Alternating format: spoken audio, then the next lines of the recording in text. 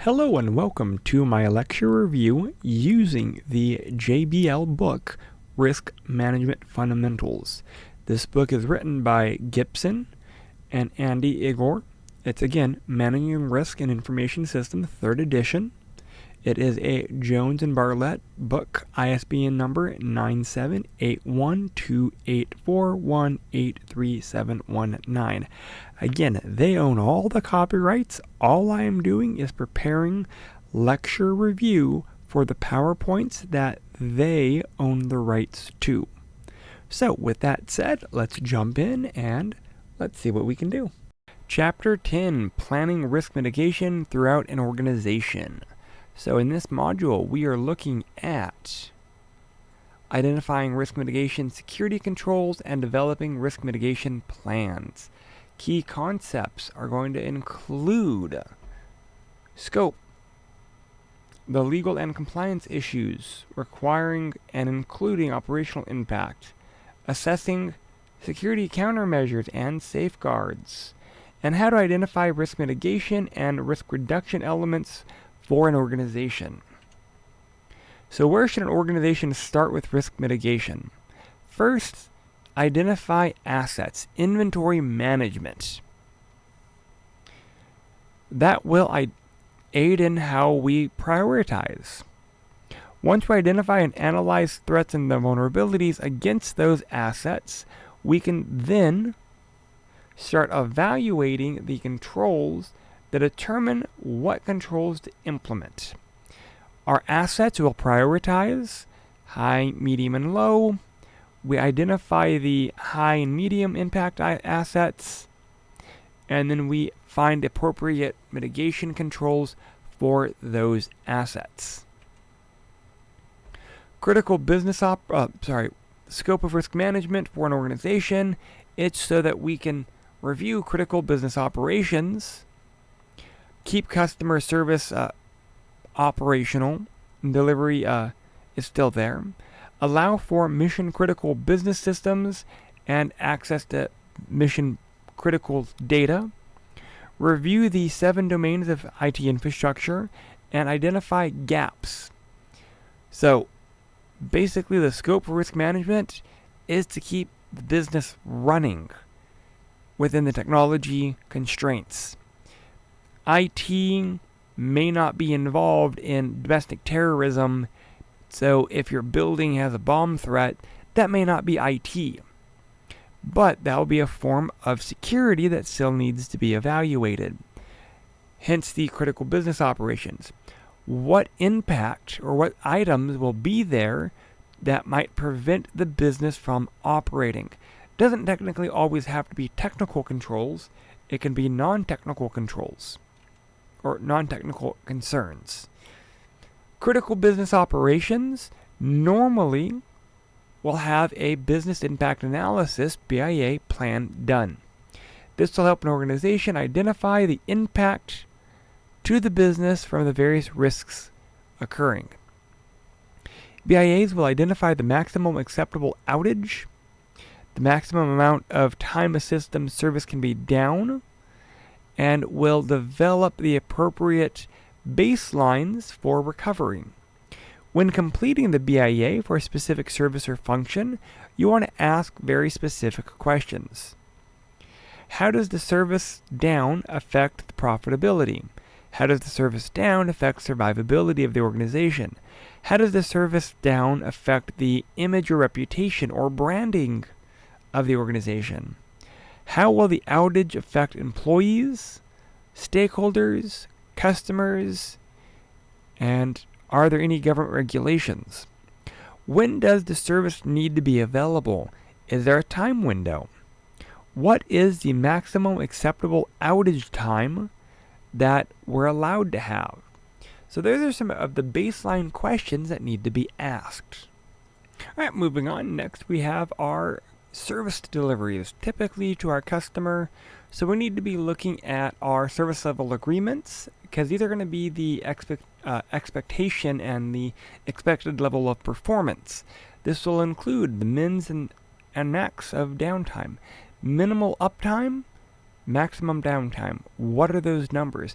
That way we can stay within the specific calculated rates. For example, my ISP says I will not be down more than X amount of hours per year. Or they might say I have a maximum uptime of 99.9% of my utilization. So you need to understand what our expected service levels are. These are called SLAs. Organizations will use SLAs as a contract between typically the service provider and the customer. SLAs can be identified as monetary penalties, and if things aren't met, whatever appropriate consequences outside of just monetary penalties. Internal customers can also have them. Internal customer services that also need to be mindful of delivery services, email, network access, application access, and support. Those are the big categories. Mission critical business systems, applications, and data access. So we have our critical business functions. Anything considered vital or crucial for the business to operate. Critical success factors, CSF. These are any elements necessary to perform the mission of an organization. If your organization's mission is X, what elements do you have to do to meet said mission? Critical business functions could be making purchases. You have a customer. They access your e-commerce site via the web. Do you have a web server? Do you have a data server? If your servers are accepting payments, are there regulations? Receiving funds, receiving payments. Maybe if you are accepting payments, are you meeting PCI DSS compliance requirements? Are the front-facing web servers and database servers compliant with PCI standards? Especially if you are having internet-facing items, are you doing the industry-regulated compliance requirements? Shipping the product. So not only do you have the ability to receive the order, process order payment, you have to deliver the goods from storage or warehouse to the individual customer. All of these have to function. We have our 7 domains of typical IT infrastructure: user domains, workstation domains, LAN to WAN, application, and remote access. Our primary textbook does love keeping and going back to this structure over and over. Are there gaps in the information system security plan? The difference between the controls that are in place and the controls that are needed. That will be identified so that you can find the gap so that you can increase protection. Gap analysis will report and often are used to deal with legal compliance or industry compliance requirements. Combining the remediation plan, the gap analysis report, that's how you aid in closing the security gap. Compliance is a mitigation control. So you need to understand that you have to meet your compliance requirements. That's a part of understanding and assessing the impact of legal and compliance on an organization. I've dealt with an organization who refused to follow federal and state compliance requirements. They just kept chancing it, and eventually they will get caught. You do need to assess the impact of compliance issues. Does the cost of meeting compliance actually outweigh the fine of not being compliant? I had an organization that refused to be PCI DSS compliant because it was $1 million compliance process, and the fine was only, $100,000. So the organization felt it was in their best interest to not file regulations because the potential fine was low enough as the compliance cost was too high. So again, there's give and take here.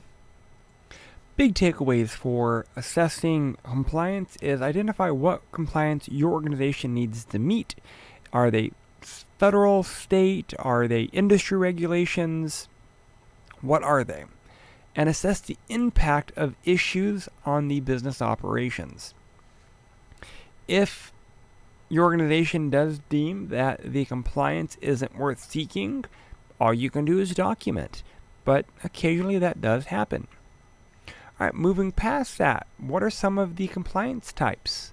HIPAA, SOX, FSMA, CIPA, SEPA, FSMA, FERPA, GLBA, GDRP, PCI DSS, COPA, California Protection Act.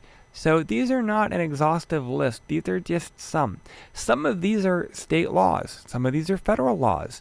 Some of these are federal mandates. Some of these are industry regulations. PCI DSS is an industry regulation, and several states have declared that they are state law. So it's not as simple as just having one regulation. So assessing the impact of legal compliance issues on the organization. CIPA requires a technology component, a TPM essentially, and proxy servers will use that TPM. Here the TPM is a technology protection measure. CIPA prevents access to certain content, so for children.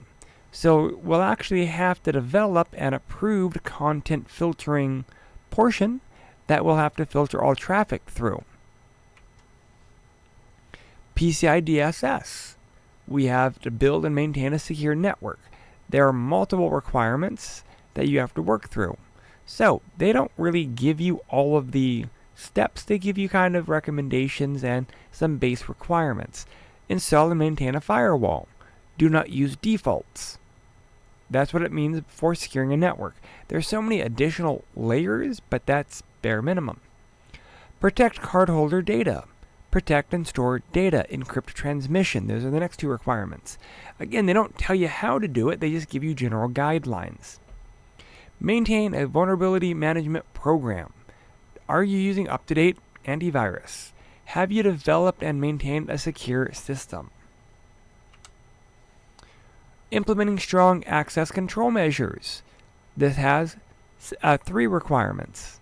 Restrict access to cardholder data, use unique logins, restrict physical access. Monitoring and testing the network. That would be track and monitor, and security testing the network. Lastly would be maintain an information security policy. That's a simple maintain a policy. So those are the outlines for PCI DSS. Again, high level, not detailed focused. Translating the compliance implications for an organization. Losses can be direct or indirect, can be tangible and intangible. PR campaigns can sometimes restore reputation, but that's not always the case. Reputation is not a tangible asset, but it's still an asset that is critical for the business. So proactively spending money can reduce an effect on can reduce the effect of an incident if the organization does incur an incident, or if an incident does occur at an organization. Understand the impact in each of the 7 domains. Each one will have their own set structure for compliance. And again, some are detailed, some are not detailed. You have to see what compliance requirements are related to your organization. Assessing how security countermeasures, controls, and safeguards can assist with risk mitigation. Controls have to be implemented at the point in time to reduce the risk. A control will attempt to mitigate risk by either reducing the impact of the threat or reducing the vulnerability. That's why you do a risk assessment to evaluate both threats and vulnerabilities at a point in a given time. And then again, the goal is to reduce. Understand the operational impacts. That means you need to understand the different compliance requirements like HIPAA, SOX, FSMA, FERPA, SIPA, PCI DSS, GDPR, COPA, and so forth. Again, your organization needs to understand what compliance they have to meet. And this is typically within general counsel and or your CFO. There's a cost associated with this, so CFO is going to be there. Identifying the mitigation and reduction elements, that means looking at account controls, management controls, personnel policies, policies and procedural guidelines, training, access, both technical and physical access. These are all elements that aid in reducing risk. Performing a cost-benefit analysis. Again, business is there to make money. So the organization has to ensure that whatever they're doing still allows the business to make money. And again, cost-benefit analysis means, am I using my money effectively? Do I need to spend the money? People think, oh, businesses just need to do things. Well, there might be a compliance requirement, yes, but do they have the capital funds to do it? So you might calculate a projected benefit by looking at loss before the control, loss after control.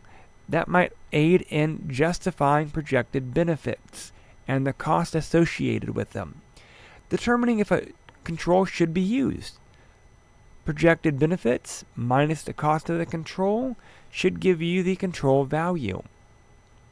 There are a lot of guides that aid you in conducting a cost-benefit analysis for IT and cybersecurity controls. All right, moving on. Best practices for risk mitigation throughout an organization.